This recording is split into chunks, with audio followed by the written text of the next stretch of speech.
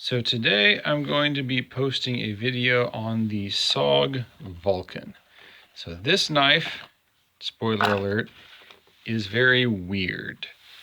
There are some things about this knife that are very cool, that are very good, and there are things about this knife that are just very strange, okay? So the good thing about this knife is this blade, okay? So this is a genuine San Mai VG10 blade. So San Mai, you got the lower carbon steels on the outside, higher carbon on the inside, makes a very strong, very beautiful blade.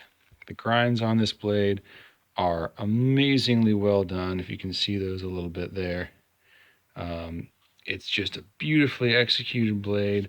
I love the profile. This curvature at the bottom here really bites into a rope or something. It doesn't slip off. The tip is very well made for piercing. It's got kind of that modified Tonto profile. It's got a good knuckle guard. The thumb studs are even well positioned, and you've got a good coil in the handle there. It comes out easily. The flipper's a little tight, but the blade on this is just, I love it. The problem is the rest of the knife. Okay, this is where it gets weird. This handle, you got a beautiful San Mai, just gorgeous blade that I would expect to see on a $300+ knife. And then you have a nylon handle that is of the type that you would expect to see on a $5 knife at a gas station. It's made out of the same stuff. It looks cheap. It feels cheap. The contouring is great. I can really grip this knife. It fits well in my hand. It's not going to dig in or, give you hot spots or anything. But it's really cheap, nasty material for such a nice blade. The other thing that's really weird about it here is these little flippers at the end of the handle, okay, that say SOG there, okay? The reason that those are there is, if you'll notice, when the blade is closed, the tip of the blade does not fit into the handle.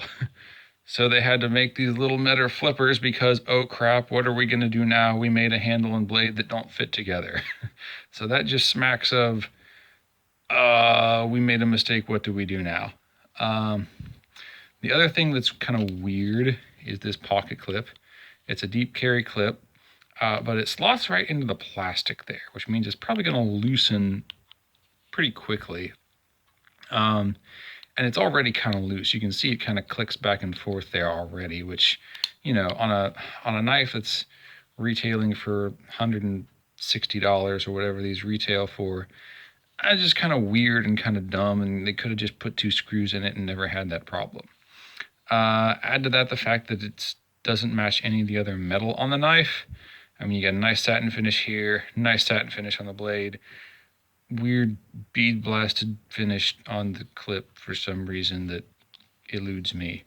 It holds okay in the pocket. It's just weird and cumbersome and doesn't look very good for a knife that could otherwise be this nice. The arc lock I like in theory, but to me this is an example of a well done lock that's been executed very poorly. Let me show you what I mean here. What I'm going to do is actually disassemble this knife so that you can see the guts of this lock. Okay, so you have a very thick blade, thick, robust looking blade, and they've whittled the tang down to this little tiny scrap of metal. Okay, there's barely anything left. Between the constraints of how narrow they made this handle here, the lock which they put way up here on the front instead of putting on the back like a Benchmade does. There's a reason that Axis type locks put the lock way outboard of the pin and not right next to it, is because when you put the lock this close to the pin, you have to cut away the whole tang so there's nothing to attach the blade to. So this looks like a very strong blade, but I wouldn't really want to do anything, you know, any tough cutting or stabbing into anything substantial with this blade, because it looks like it's just going to snap right off. So nicely made, nicely profiled, nicely executed front half of the blade, but there's almost nothing left of the tang on this.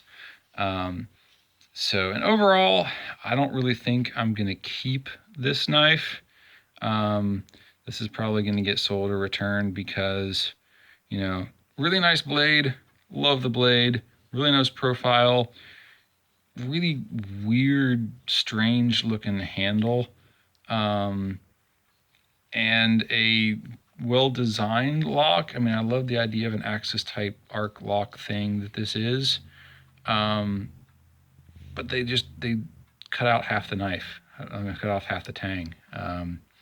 So interesting knife, different knife, kind of a strange knife.